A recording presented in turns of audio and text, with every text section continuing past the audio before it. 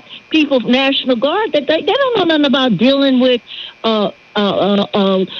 black people or inner city people. But first of all, why should they be there? They shouldn't have to know how to deal with it because they shouldn't be there. Right. It's not their role. And, and we live in a time where black skin is weaponized. You don't need a gun. You don't need a weapon. You don't need to be a quote, a real threat. Until they just see your black skin and they think that you somehow are a weapon, a threat. And don't raise your voice, please. Don't look aggressive. Don't look a certain way. And you got people.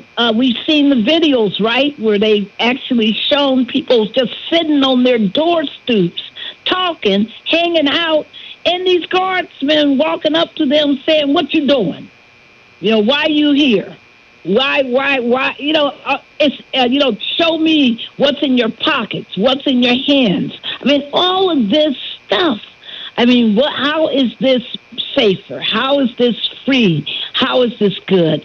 But I want you to step back for a minute, Adjoa. Tell people a little bit about the National Conference of Black Lawyers. You've issued a resolution. I want you to tell people who the National Conference of Black Lawyers are, and how do people, get in touch with NCBL should they need to make sure that their rights are being protected. Well, NCBL, the National Conference of Black Lawyers, was formed in 1968 by activist lawyers and law students that felt the need to have a legal organization that was focused on the black community and not just the advancement of black attorneys into judgeships and that kind of thing. Not that that's bad, but they felt at the time, and it still is true, that we needed a legal organization that was focused on the black community. And it was formed, its mission says that it will serve as a legal arm of the movement for black liberation. It has chapters in several cities now. They can look on the website ncbl.org. That's where they can find more information about NCBL, how to contact NCBL, some of the programs NCBL is involved in, the statement, the resolution that we did, the resolution of the National Conference of Black Lawyers and its D.C. chapter is on the website. The resolution announces the federal takeover of the D.C. Metropolitan Police Department and the militarization of the District of Columbia. So that's some of the things we do. We've been very big on reparations, of course, as Barbara mentioned earlier.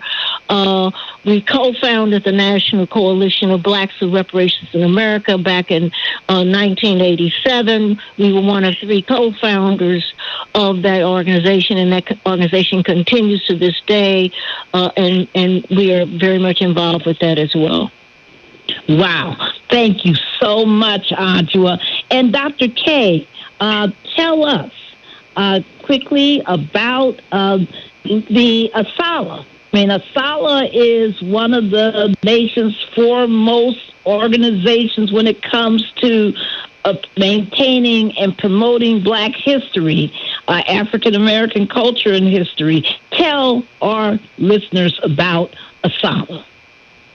Thank you so much. The Association for the Study of African American Life and History, Carter G. Woodson, who's the father of Black history, that's what we typically call him, he launched and founded ASALH in 1915. I want people to think about 1915, what was happening in the country. One of the years that's the nadir of Black American history, when we were dealing with lynching, dealing with the kind of oppression that we're seeing right now. It was in that moment that Dr. Carter G. Woodson said, we got to remember who we are. And we got to teach our children who we are. We got to lift it up so we can make sure we don't get back to this point again. We have been holding up, preserving, promoting, and protecting Black history. What's happening at the Smithsonian sits directly in our backyard of of the garden that we're working on. We have to make sure that we're doing that work. Additionally, Carter G. Woodson, as people know, he founded Negro History Week in 1926 that became Black History Month. So next year is our 100th celebration of Black history culminations and celebrations and memorials. So it is time for us to think about the seriousness of this moment, and Asala is in the middle of this battle. We believe this is the work that we were called to do, because if we don't protect our history, we don't teach our history, if we don't promote our history, nobody will. That is what we do from the university to the K-12 classroom, to the coffee lounge, to the street corner. We are teaching Black history to everyone who will listen, because we believe that Black history, the lessons of our past, will give us a pathway out of this moment. Wow. And I mean, and everyone, if I'm right, and I'll be corrected, Carter G. Woodson published that amazing book that has continued to be a thought leader, called The Miseducation of the Negro. Yeah. I mean, that teaching. Well, the miseducation of the Negro is about the way in which we teach our children the truth about who they are. And Carter G. Woodson correctly made the diagnosis of the American problem, is that we were not teaching our children and all children the truth of the American historical narrative. It is what we're seeing now. If you seek to erase Black folks from the historical narrative, then there is no historical narrative. We are an essential thread that weaves through this narrative. You cannot erase our history. It's not written in pencil. You cannot erase the contributions we've made to this country, and you cannot erase the obstacles that we've overcome. Slavery was bloody. It was brutal. American history is bloody and brutal, but it's also beautiful and poignant. There are lessons to be learned. You can't run from the history that we've already lived through. You can't erase the history that we've already marked. And I think that's the moment we have to stand in. We've got to make sure we're protecting the history. It may not matter to us, Barbara, because you know the history and I know the history, but I want us to think 50 years out. If the only historical record is standing is what they want to have, and they burned everything else, then we're not doing our job at this moment. We're not holding the line like we should be for the next generations to come. Wow. And I am so happy. Thank you, Dr. Kaye. I'm so happy that we've also been joined by Attorney Juan Thomas. Attorney Thomas is a former president of the National Bar Association. He currently is a wonderful, amazing pastor. Oh, I just love it when I hear him pray, when I hear him, when I hear his sermons. It just moves me. He is of counsel and at his firm at QPWB, and he is immediate past chair of the ABA Civil Rights and Social Justice Session, but he's also a member of the newly formed Unerased History Committee of the National Bar Association. Welcome, Dr. Attorney Juan Thomas, to Igniting Change. How are you, sir? I'm wonderful and blessed, my sister. So good to hear your voice, and to recently have been in your presence here in Chicago during the National Bar Centennial Convention. I just wish we had a bit more time to spend together that week, but it's so good to hear you and hear your guest. I just want to quickly echo what I just heard my sister say about the importance of history. Yeah. It reminds me of what I recently heard from another pastor and college classmate of mine, the Reverend Dr. Jamal Harrison Bryant. He said in a recent sermon that he's afraid that we're raising a generation of children that have white privilege without Black consciousness. Woo! Let me say that again. We have a generation of children who have been blessed by the progress and the blessings of those who've come before us, like Ida B. Wells and Thurgood Marshall and Constance Baker Motley. So we have been given a sense of privilege and access without the Black consciousness of Thurgood and Ida B. Wells and Paula Murray and Constance Baker Motley. And so the history piece is critically important in teaching civics and understanding how government works is so critically important. And that's why a year ago I started teaching a class at my law school alma mater titled The History of the African-American Lawyer in America. And I was told by my students, particularly my students of color, that this was the most significant class they had taken so far in law school. Because they didn't have that sense of history and connectivity to their journey, to the historical journey of our community. And so it's important that we pour into this next generation the stories of our ancestors. I'll paraphrase one other pastor friend of mine from college. Otis Moss puts it this way: we should tell American history through the narrative of our families, because our grandmama and our great-granddaddy, they're part of American history, part of that story. And so I think what I heard my sister say about history and Carter G. Woodson is so critically important, and I just want to underscore how significant that is, not only as in the social justice context, but also in the personal context of knowing your own family story. You know, I'm very curious about the NBA, the National Bar Association, setting up this committee. Tell me, how did this happen, and what do you see as going to be the work of this committee? Well, the genesis of this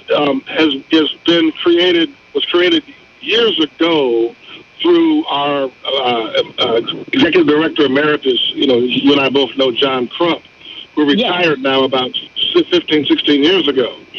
He's kind of been that historical presence in the NBA, kind of knowing the history, sharing the history. But as he gets older, it's been important that the next generation continue that work. And so during the centennial, this past summer, we were trying to put together all of the stories and the history of the National Bar Association over the last 100 years. And so we've put together a pictorial that tells part of the story, but candidly, we're trying to go back to 1925 and tell the story of those founders and those who created the National Bar in Des Moines, Iowa in 1925. And so we're trying to put together, not only add to the pictorial, Barbara, but also perhaps a film or a documentary about the NBA and connect that to the general history of the black lawyers in America. But again, telling the story, because for me, I'm sure you would agree with this, Barbara, the black lawyer and the black civil rights lawyers in particular, they were the conscience of the nation.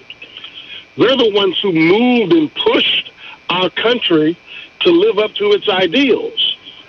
And the fact that we are now under this assault that we see on so many different levels, politically, legally, socially, financially, economically, it is so critically important that we remind ourselves of the role of the black lawyer in this moment and how we were the ones historically who challenged Jim Crow laws, who challenged the poll tax and the black codes and all of the redlining that was done in our communities. We were on the front line. And so it's critically important that we tell that history and tell that story. And you, my sister, stand in that tradition of a conscience maker, Motley and Paula Murray. They look down and see Barbara Arnwine, and I know they're smiling because you definitely have been doing that work. And we love and are blessed to have you at this time. Well, thank you. One thing I would say to Dr. Jamal Bryant is that, sadly, there's a whole lot of black folks who have no, quote, white privilege at all.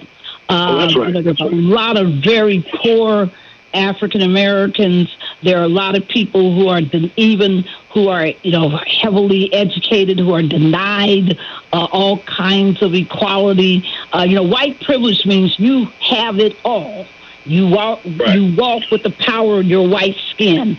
It's almost impossible for black people to do that. So I would challenge him a little bit on that one. But I do agree that the black consciousness issue is universal throughout all classes of African Americans. What do you say, Adjoa, as we talk about the necessity for knowing our history? I thought it was important that Dr. Kaye opened telling us about the Washington, D.C. she grew up in, why this occupation makes no sense historically, given the history of the Washington, D.C.